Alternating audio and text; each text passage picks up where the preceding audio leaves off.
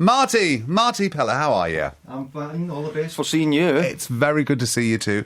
And I was just thinking, it's a long while since we used to do the music shows on the TV. That's right. And you used to come in and do the songs with either solo or Wet, Wet, Wet. But I always remember a memory, and it's well worth a note. You probably don't remember this, but you were sitting there watching the bands rehearse in the afternoon. And there was a young band that were on, and they were talking while everybody else was doing their rehearsal. And you said, "Oi, you've got to stop talking while the other band are rehearsing. We have the manners to sit and listen to you." And you were, and I thought, I was too afraid to say anything, but you're absolutely right. I was obviously completely drunk. But you're kind of like, sort of, there's an etiquette and manners. Well, I think it's only nice if somebody's giving you the gift of song that you pay attention. You know, at least cut them some slack. Of course, they're not here anymore. So, exactly. Where are they? Where are they? Exactly.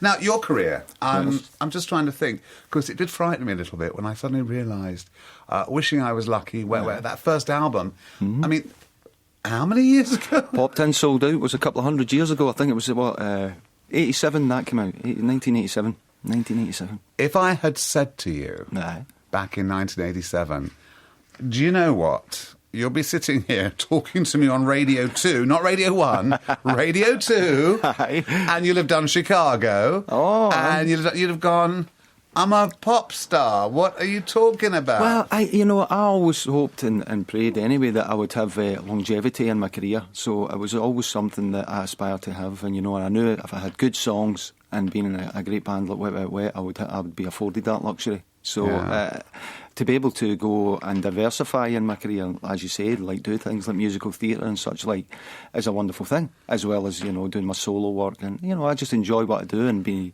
have a fan base that will let me do that.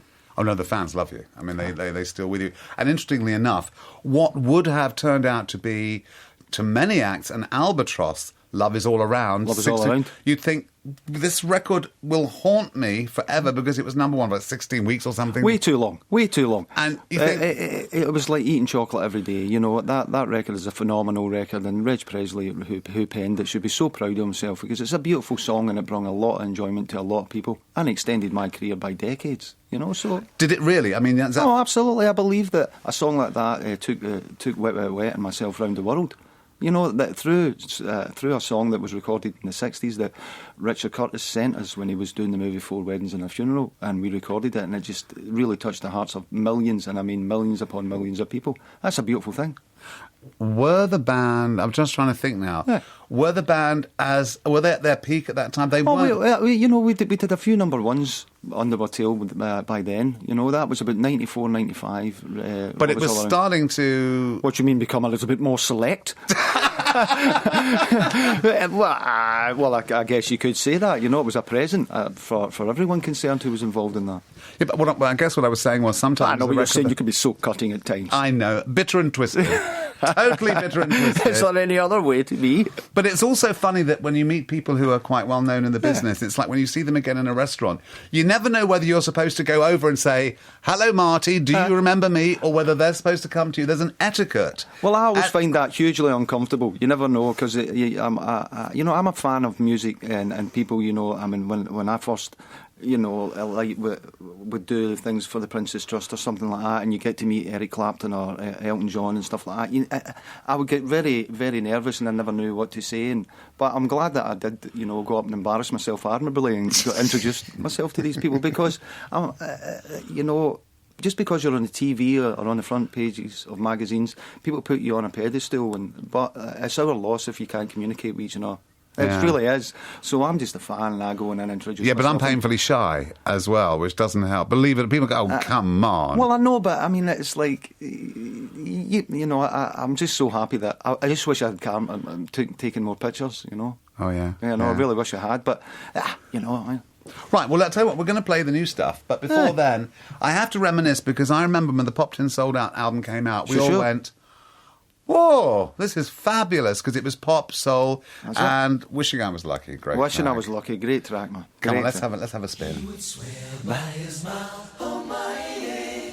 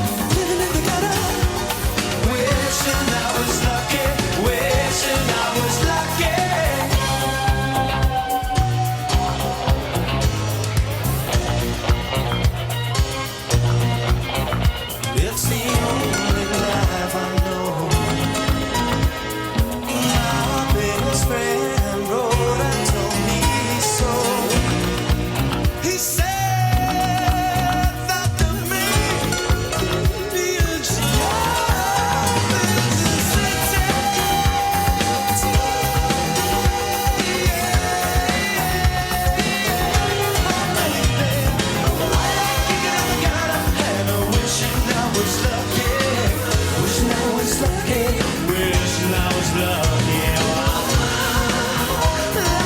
Digging in the gutter, wishing I was lucky. I was wishing I was lucky. Digging in the gutter, wishing I was lucky.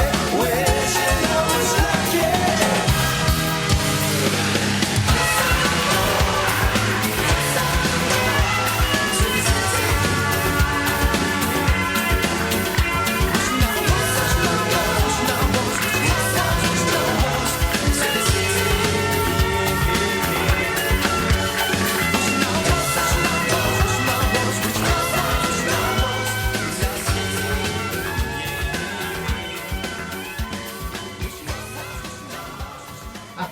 It is. It's one of those songs which, the minute you hear it, you go, "Oh, I love that. I remember that." It's a great pop song. Love it. Do you still? I mean, you're smiling. You never think, "Oh, No, I love that song. I love Wishing I Was Lucky. That was the start. That was our first single, and it did phenomenally well for us, and it started us. And you know, so I always hold a special it's just a place in my heart. Always. Of course, now I know that you spend a lot of time in Memphis. You've suddenly jogged a memory where you didn't the first album get remixed in Memphis or something? The first time we went, we worked with Willie Mitchell, and we recorded. Willie Mitchell, the Al Green producer. Yes, who just unfortunately passed away this year, but who's been a great inspiration on Wet Wet Wet and me as a singer, and you know, I love him dearly, and a great loss, but. You know, we love Memphis, you know. I love that. It's a great city. You know, there's such great music that's come out of there. Hey, and if it's cool for Elvis, it's cool for Marty. Now, Marty, tell me, where are we at the moment with the band? And because I get very confused because it seems to me you were together, then you weren't. So what is this week? Where are we this week? Oh, we're still very much together, you know. Me and Graham have been doing a lot of writing for the new Wet Wet Wet record. When it will come, it will probably be, we're hoping that will be sometime next year. Right. So you know, I still keep in contact with all the guys too, and I'm doing some stuff for Tommy, and you know. Well, we're going to marry that with your career, which of course, The Devil and the Monkey, which is the new single, which is probably going to be what the album's going to be called. Yeah, the album's called Devil and the Monkey. It's a new record. As a matter of fact, I wrote this song with Graham from Wet Wet Wet. You know, so it's a pop song. You know, I'm a big fan of it. I love it. Devil and a Monkey. So tell me, you know what I love about this is your enthusiasm has never diminished. He's sitting there agreeing. I mean, you know you can buy with a smile what other people can't pay a fortune for. Let's not kid ourselves. You know what that smile's worth. So you do it. But having said all of that, when you get asked to do Chicago, which you're going to reprise, and you can do that again, I mean, that is... It seems like, well, I'll give it a go. Absolutely. You know, last year I did The Witches of Eastwick, the musical, that I toured with that, and I had phenomenal success with that. I did, Tim Rice asked me to do Chess last year with Josh Groban and stuff like that. And, you know, there's a whole chapter in my career that's opened up into musical theatre, which I think is a wonderful thing for me.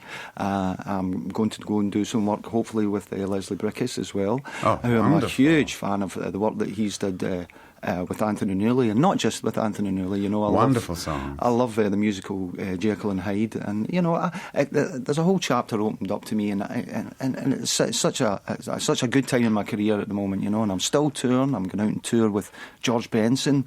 And I know this is unusual. This is, you know, I think it's a lovely combination of the two of us together. You know, he made some great songs and continues to make some great music. Can I ask how old you are?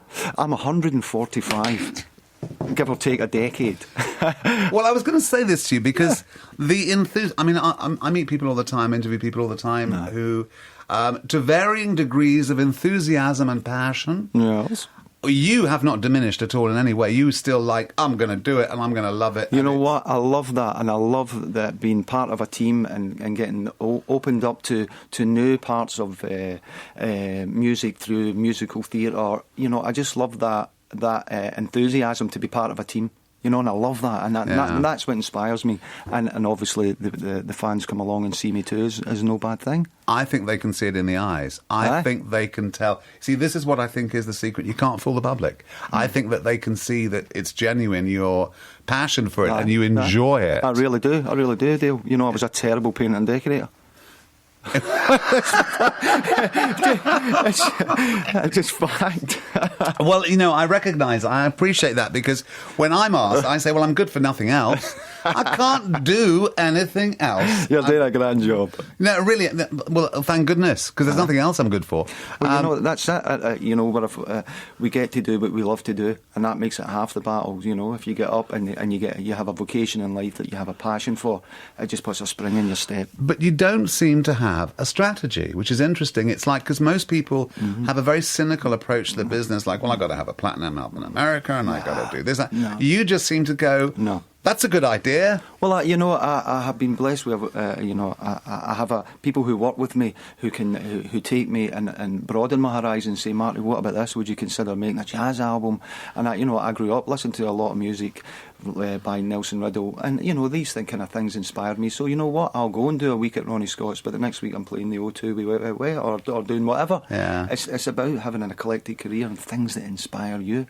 When you do the George Benson tour, Aye. is that going to be like... Because I've seen George a couple of times, and I've seen two different kinds of act. I've seen the pop, soul kind of thing, and I've also seen the jazz, if you will. If you will, yeah. So I'm just wondering where you fit in on a George Benson tour. No problem. Just plug me in and let me do my job. I mean, if people like to dance and have a good time, I'm the man. You know, and I think that's what it's about. It's about playing hit records and people coming along, to have a good time. You know, I'm not going to come out there and do some concept jazz stuff. I'm going to dance their socks off. I might even do a wee bit of hip swaying myself these days. Okay. Well, listen, we have to play the new single, Putting His Glasses On, which is Devil and the Monkey. Talk to me about this. Yeah, it's from a new album that I've written. You know, as I said, I've done my last album was a jazz album, and I've recorded a lot in Memphis. This is me just putting on my pop crown again, you know, and I just wanted to make a pop record. I just wanted to make something to make your toes tap. It is a cracking pop record, I have to say. It's a great record. I love it. So I will thank you for coming in. So just to encapsulate, George Benson tour is when? George Benson tours at the beginning of May, at the end of May, or in the beginning of June. And 7 you're days. going back into Chicago? I just finished doing Chicago, as a matter of fact. But Right. I'm looking at doing a new project with Leslie Brickus, and so that'll be exciting. So you're kind of sorted for the next 2 years? The bills are covered. Great. Listen, lovely to see you. Always again, a pleasure, Marty. Dave. Always a Marty. pleasure. Here's your new single. It's Devil and the Monkey. It's Marti Pellow.